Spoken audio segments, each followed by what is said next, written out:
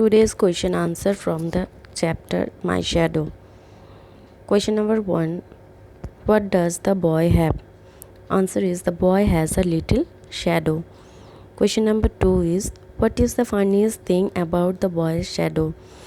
Answer is the funniest thing about the boy's shadow is the way it likes to grow, not all at all like proper children who always grow very slowly. Question number 3 is what does the shadow shoot up like? Answer is the shadow shoots up taller like a rubber ball. Question number 4 is what happens to the shadow when it becomes too little? Answer is when the shadow becomes too little, there's no shadow at all.